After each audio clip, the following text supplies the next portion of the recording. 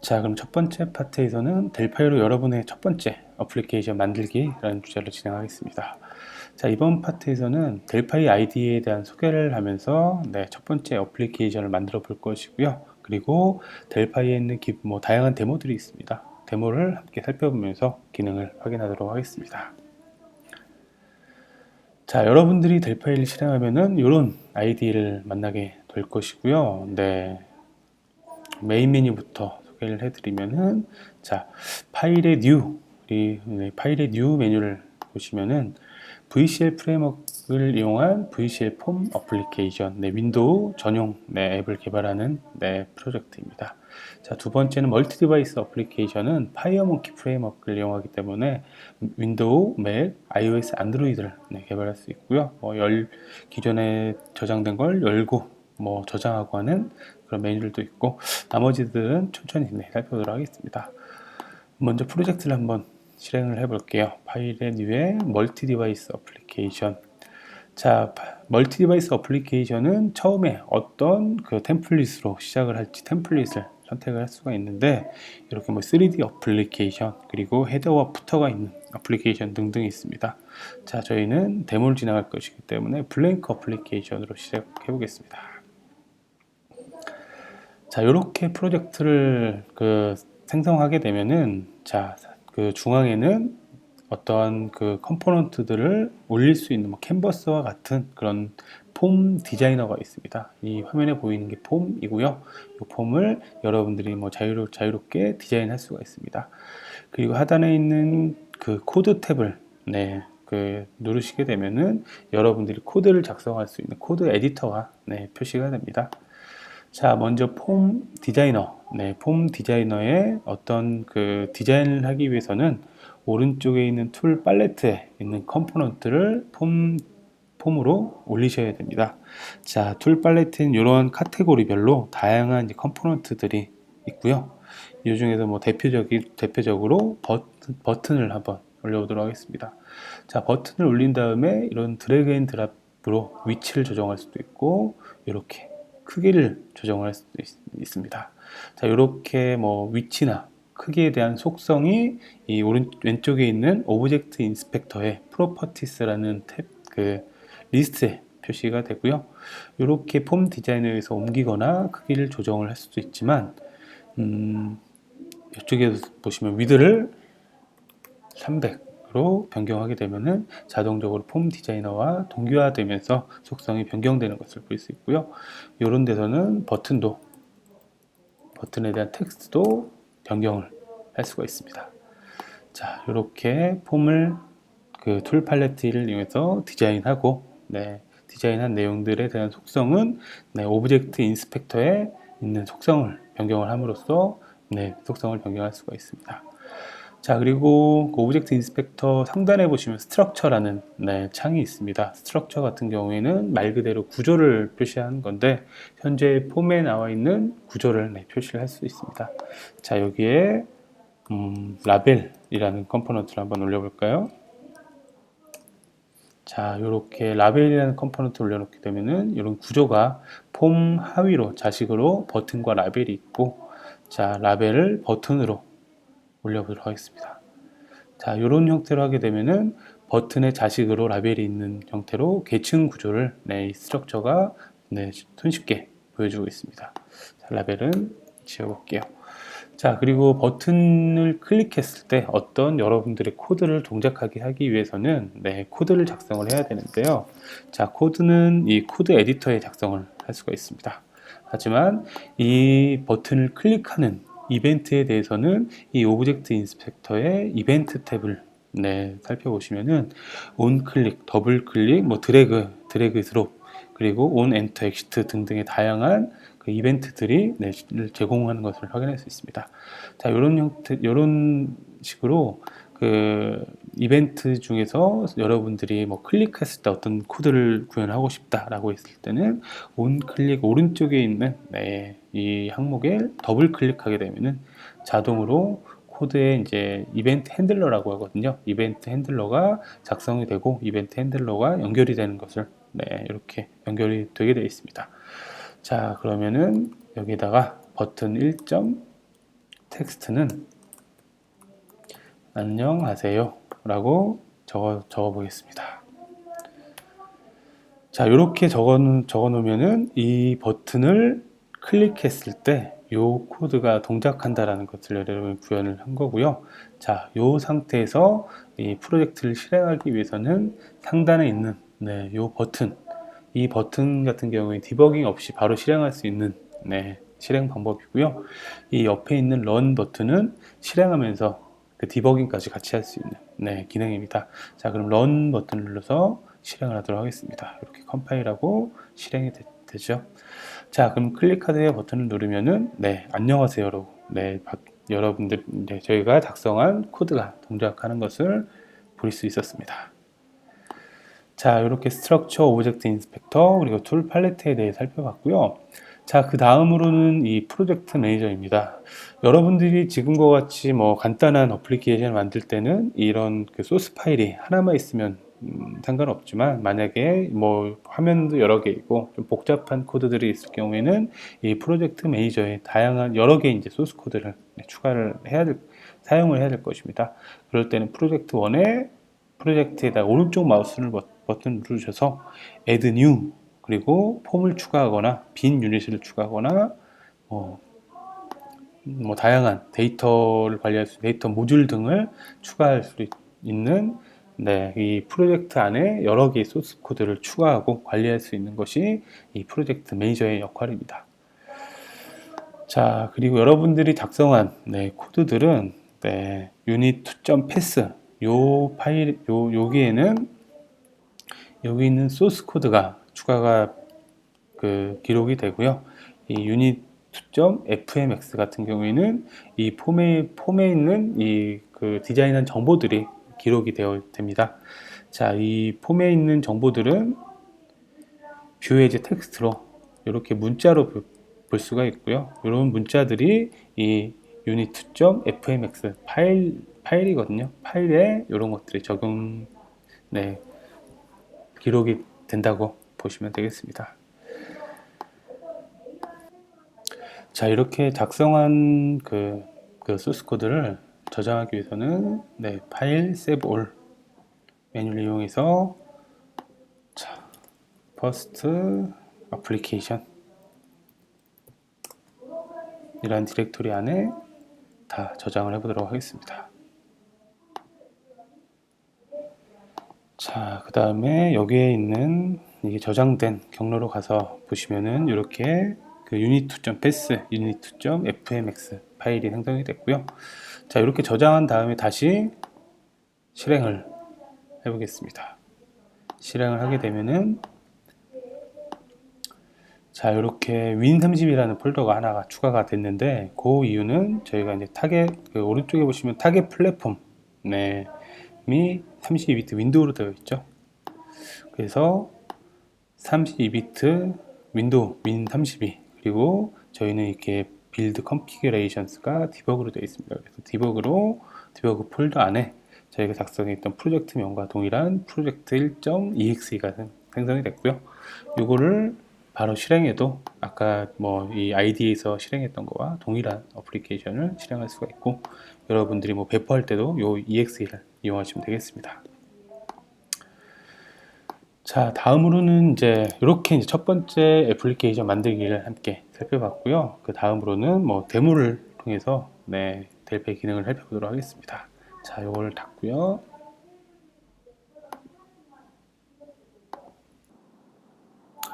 자, 델파이에서 기본적으로 제공하는 데모는, 자, 여기 보면 웰컴 페이지가 델파이를 처음 실행하면은 나오고요. 만약에 표시되지 않으면은 뷰에 웰컴 페이지를 통해서 이 화면을 표시할 수 있습니다. 여기 프로젝트 하단에 오픈어 샘플 프로젝트라는 메뉴를 이용하면은 다양한 데모를 만나볼 수 있고요.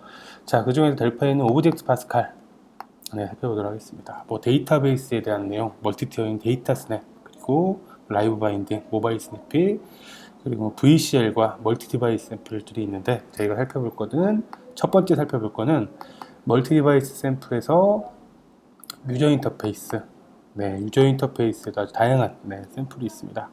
그 중에서 컨트롤스 데스크탑에 대해 살펴보겠습니다. 컨트롤스 데모 살펴볼 거고요. 자, 이 컨트롤스 데모 같은 경우에는 다양한 이런 컨트롤들을 화면에 올려놓고 어떻게 보여지고 어떻게 동작을 하는지에 대한 데모고요.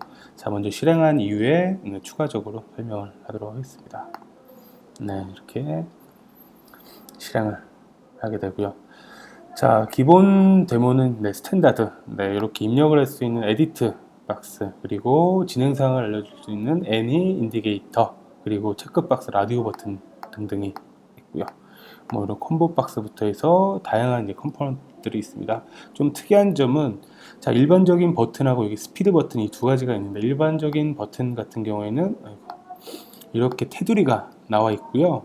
그리고 스피드 버튼 같은 경우 테두리가 없이 배경과 융합할 수 있는 이런 특징을 갖고 있습니다. 버튼과 스피드 버튼. 그리고 콜 아웃 패널 같은 경우에는 패널인데 한쪽이 조금 세모나게 나와 있죠. 이런 형태로 어떤 것들을 설명하기 위한 그런 컨트롤로 활용을 할 수가 있겠습니다. 자, 그리고 추가적인 컴포넌트들은, 자, 이렇게 접었다 폈다 할 수 있는 컨트롤, 그리고 버튼 위에 이미지나 또는 글자들을 넣을 수 있습니다. 자, 그 파이어몽키, 즉 멀티 디바이스 어플리케이션에서는 그 컨트롤 하위에 컨트롤들을 올려놓을 수 있는 그런 특징이 있어서 이러한 UI를 손쉽게 구현할 수가 있고, 어떤 항목을 선택할 수 있는 콤보 박스, 그리고 패스워드를 입력할 수 있는 버튼, 그리고 이런 트랙바, 그리고 숫자만 입력할 수 있는 넘버 박스, 그리고 앵글 버튼, 그리고 그룹 박스 등등 다양한 컨트롤들이 있고요. 자, 그리고 파일을 드래그 앤 드롭 할 수 있는 다양한 컨트롤, 그리고 다양한 쉐이프, 네모, 세모, 선 등등이 있습니다. 그리고 목록을 구성하기 위해서는, 자, 이렇게 트리뷰 또는 리스트 뷰라는 컴포넌트들이 있는데 여기는 나와 있지 않네요. 그리고 리스트 박스에는 여러 개의 컨트롤들을 담을 수 있습니다. 이렇게 이미지를 담을 수도 있고, 어떤 패스라는 그 컴포넌트를 담을 수도 있고, 이렇게 에디트 박스를 리스트 박스 안에다 담을 수도 있고, 이렇게 쉐이프들도 담을 수가 있습니다. 자, 그리고 파이어몽키의 특징 중 하나가 이런 로테이트 또는 오파시티 또는 이런 스케일 등의 속성들이 있어서, 이런 속성들을 이용해서 로테이트로 컨트롤들을 회전을 하거나, 또는 오파시티 속성으로 이렇게 투명도를 조정할 수 있습니다. 이렇게 회전을 하거나 투명도를 조절을 해도 여전히 컨트롤들은 원래 동작을 하게 되기 때문에, 이런 속성들을 잘 활용하면은 훨씬 좀 다양한 UI를 구성을 할 수가 있을 것 같습니다. 자, 그리고 버티컬, 세로 수직으로 이동하는 스크롤 박스, 또는 위아래로 이동할 수 있는 스크롤 박스 등등이 제공을 하고 있고요. 여기서는 접었다 폈다 이런 것들을 할 수 있겠죠. 그리고 일반적인 에디터를 할 수 있는 메모, 이런 메모들도 있고, 자, 그리고 모서리가 둥근 코너 버튼들이 있습니다. 코너 버튼에 어떤 모서리를 둥글게 할 것인지, 그리고 얼마나 둥글게 할 것인지를 설정할 수가 있고요. 스핀 박스로 숫자를 조정을 할 수도 있고, 이렇게 둥근 버튼으로 이러한 UI도 만들 수가 있고, 버튼에 이런 패스를 입력을 함으로써 이런 그 버튼 위에 다양한 컨트롤들을 올려놔서 다양하게 꾸밀 수가 있습니다. 이런 컨트롤들이 있고요. 자, 그리고 그 파이어몽키의 특징은 그 2D와 3D를 제공을 하는데, 2D와 3D를 융합을 할 수가 있습니다. 이 버튼을 눌러서 보면은 3D 패널 아래 2D 컨트롤을 올린 다음에 3D 효과를 쭉 애니메이션으로 준 거고요. 3D와 애니메이션은 뒤쪽에서 좀 더 살펴보도록 하겠습니다. 그리고 이 3D 그 애니메이션은 이 컨트롤들의 부모 레이아웃에 대해서 효과를 줬는데, 이 부모 레이아웃의 스케일을 조정을 하게 되면은 이렇게 일관되게 컨트롤들의 그 크기를 줄였다 늘렸다 할 수 있고, 이렇게 스케일을 줄인다고 해도 여전히 잘 동작하는 것을 볼 수 있습니다. 자, 이렇게 함께 살펴봤고요. 자, 폼 에디터에도 여전히 저희가 실행했던 게 그대로 나오는 거 볼 수가 있죠. 뭐 아까 보셨던 것 같이 요 버튼, 이 버튼 같은 경우에는 버튼 아래 이미지로 이러한 마크를, 그리고 라벨로 이러한 텍스트를 표시하는 것을 볼 수가 있었고요. 자, 그리고 리스트 박스에도 마찬가지로 리스트 박스에는 여러 개의 리스트 아이템이 있는데 리스트 아이템 하위에 이미지를 표시를 했고, 이거 같은 경우에 tPath 형태로 되어 있는데, 패스 같은 경우에는 SVG라는 그런 포맷이 있습니다. SVG라는 그런 포맷을 어디에다 넣냐, 패스 데이터에 이런 형태로 문자로 입력을 하게 되면은 이 문자를 통해 가지고 이런 도형을 그리는 등의 벡터를 그릴 수 있는 그런 하나의 도구가 되겠습니다. tPath. 자, 이렇게 이제 첫 번째 컨트롤 데모를 함께 살펴봤고요.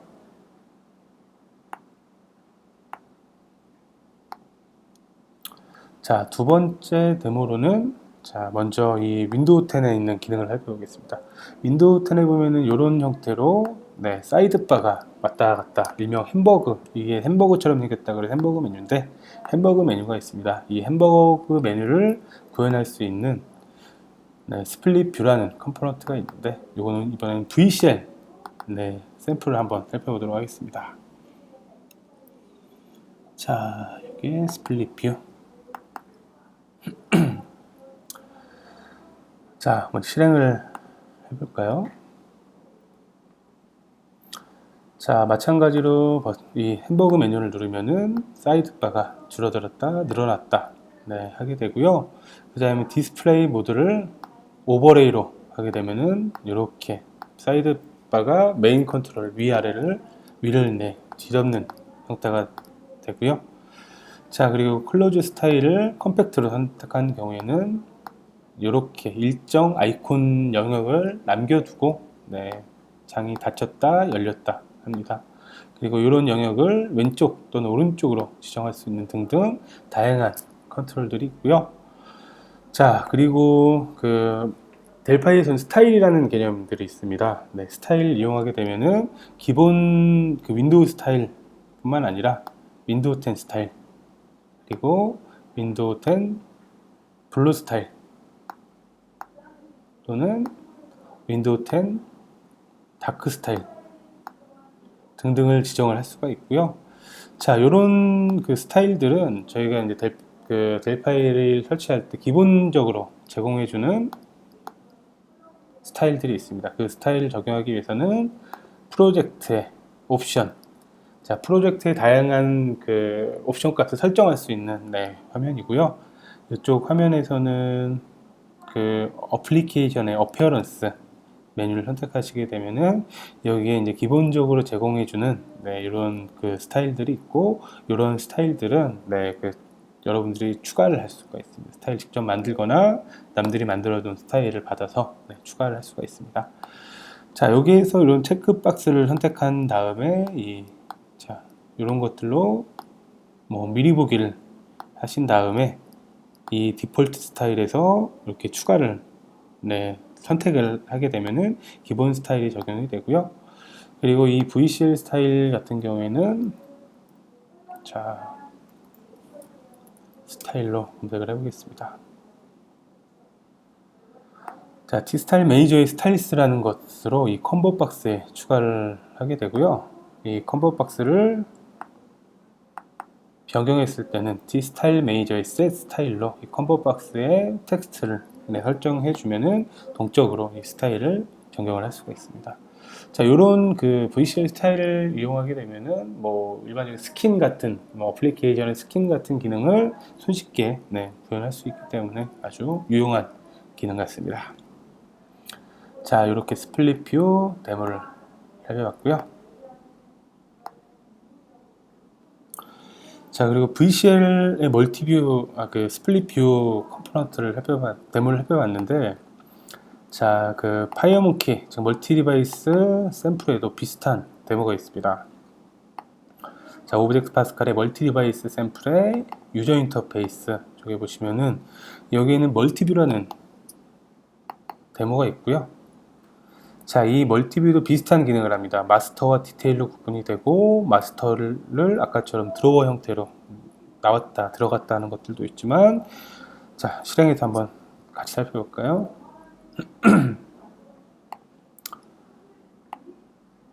자, 드로워 형태의 이런 메뉴들이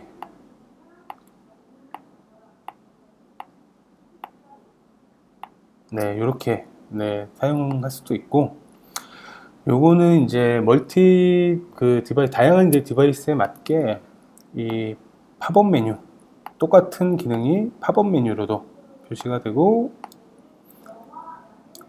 자, 왼쪽에 이렇게 고정을 시킬 수도 있습니다. 그리고 아까 보셨던 것 같이 내비게이션 펜, 이런 메뉴를 할 수가 있고, 여러분들이 직접 구현한 메뉴를 통해서 이렇게 팝업 형태로도 표시할 수가 있습니다. 자, 이런 것들에 대해서 이제 이런 속성들을 제공을 해주고, 플랫폼 비헤이비어라는 모드도 제공을 해주는데, 이 플랫폼 비헤이비어 같은 경우에는 이 파이어몽키는 다양한 이제 플랫폼 그리고 다양한 해상도를 가진 앱을 지원을 하기 때문에, 그러한 플랫폼 또는 해상도에 따라서 그 해상도에 맞는 이런 모드를 지정을 해주는 게 플랫폼 비헤이비어라는 속성입니다.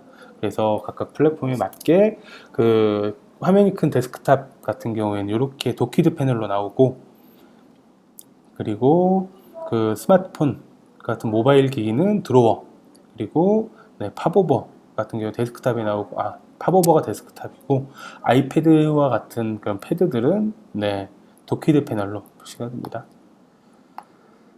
자, 요 멀티뷰 같은 경우에는 자, 모드 속성을 통해서 이러한 그런 보여지는 방식을 변경을 할 수가 있고요. 그리고 어떤 버튼을 눌렀을 때 네, 동작을 할지에 대한 마스터 버튼과 타겟 컨트롤 같은 경우에는 어떤 컨트롤들을 뭐 밀거나 당기거나 뭐 하는 그러한 컨트롤을 지정하는 속성들이 있습니다. 네, 이렇게 멀티 디바이스를 개발할 때는 멀티뷰, 그리고 VCL을 개발할 때는 스프릿 뷰, 네, 그렇게 구분하시면 될 것 같습니다.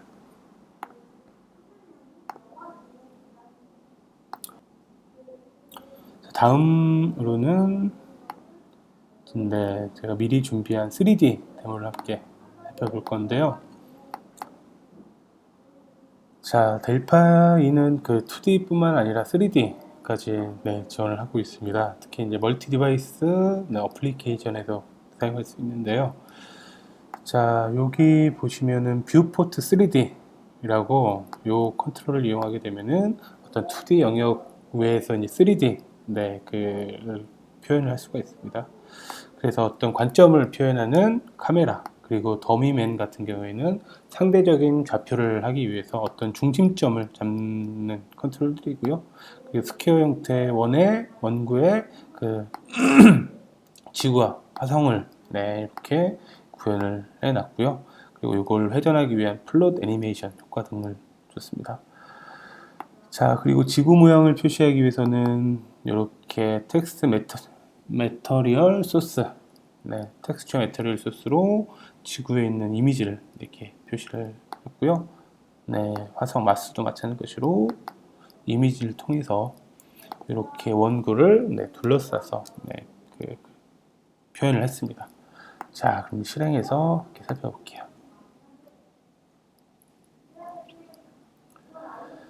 자, 로테이트하게 회전하기 위해서 이 스위치를 켰다 꼈다 할 수 있고요. 자, 요거는 이 플롯 애니메이션을 활성화시켰다 비활성화시켰다로 이런 애니메이션 효과를 줄 수가 있고, 이렇게 트랙바를 이동하면서 3D 요소 중에서 시점, 즉 카메라를 당겼다, 끌었다, 밀었다 하는 형태로 확대 축소 기능도 이렇게 손쉽게 구현을 할 수가 있습니다. 아주 재미있죠?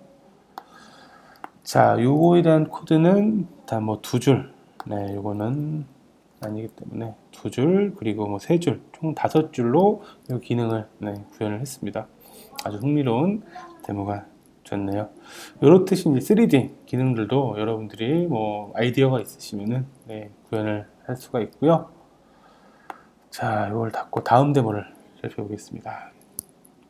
자, 다음 데모는 기본 샘플 중에서 살펴보겠습니다.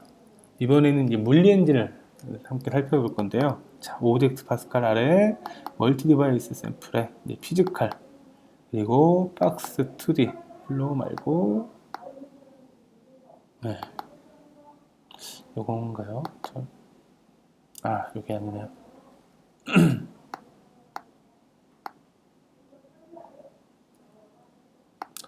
오픈 샘플 프로젝트의 오브젝트 파스칼 멀티 디바이스 샘플 피지컬 그리고 테스트 베드.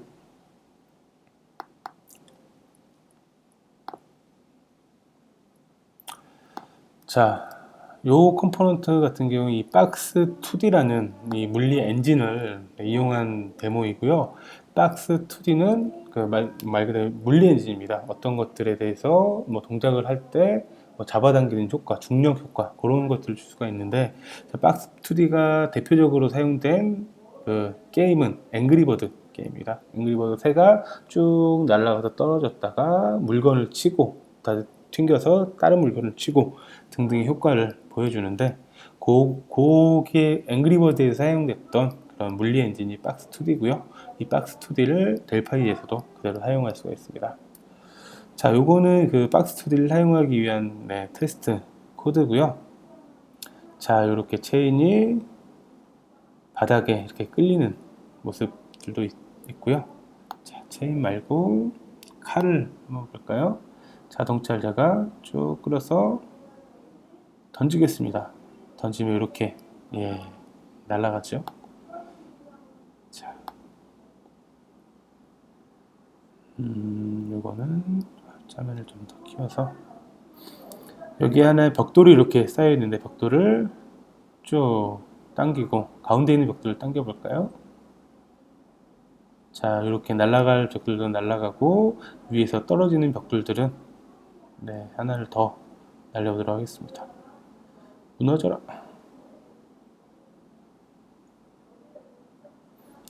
이런 형태로 사용할 수가 있고요. 자, 또 뭐가 있을까? 아무거나 한번 실행해 볼까요? 자, 이런 건 도형들을 하늘에 던지면은 떨어지면서 서로 간에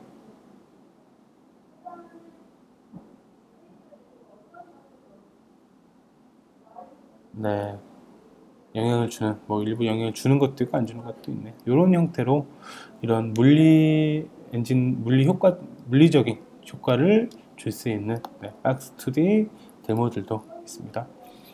아주 재미있는 데모가 많이 있습니다. 자, 그리고 마지막으로 하나만 더 살펴볼게요. 이번에는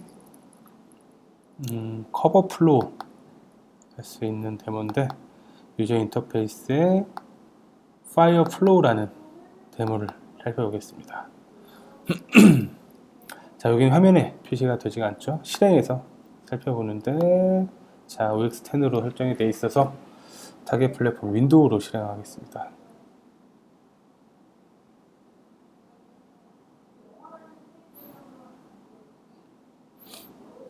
네트워크 연결이 타임아웃 걸릴 때까지 좀 시간이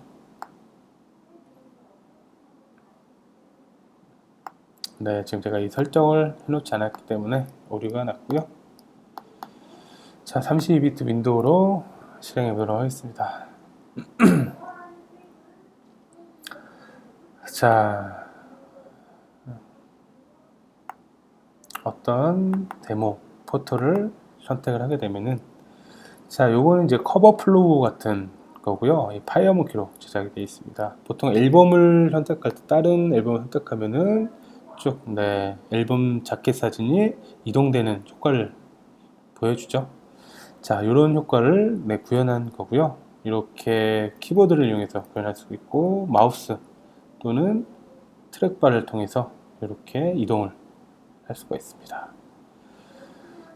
자, 여기 보시면은 이렇게 이동할 때 이게 변경되는 효과는 애니메이션, 그리고 아래에 이렇게 반사되는 효과들은 뭐 이펙트, 그런 컴포넌트를 이용했는데, 함께 코드 간단히 살펴보도록 하겠습니다.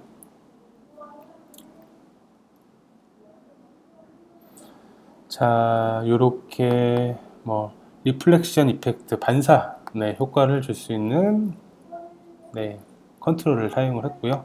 이거는 이제 폴더에 추가를 할 때 추가하면서 이런 효과를 같이 준 거고, 자세히 살펴보면 시간이 오래 걸리니까 어떤 이펙트를 썼는지, 애니메이션을 썼는지만 살펴보도록 하겠습니다.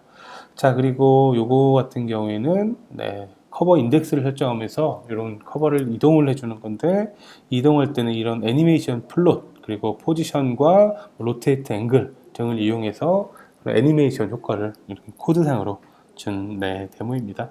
이런 것들을 살펴보시면은 애니메이션과 이펙트 살펴보는데 큰 도움이 될 것 같습니다.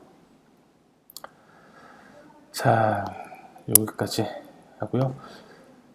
자, 이렇게 이제 기본 데모들을 다양하게 살펴봤고요. 이런 데모들은 뭐 소개해드리지 못한 데모들이 더 많이 있습니다. 이 오픈 샘플 프로젝트를 통해서 여러분들이 한번 직접 살펴보시면은 아주 재미있고 도움될 만한 데모들이 많이 있으니까 한번 살펴보시길 바라겠습니다. 자, 그리고 델파이 데모는 아까 경로를 통해서 사용해도 되고, 이 10.1 베를린을 설치하게 되면은 기본 경로로 유저 퍼블릭 도큐먼트 엠바카데로 스튜디오의 버전, 그리고 샘플의 오브젝트 파스칼 경로 안에 있으니까 이 파일 단위로 보셔도 되겠습니다.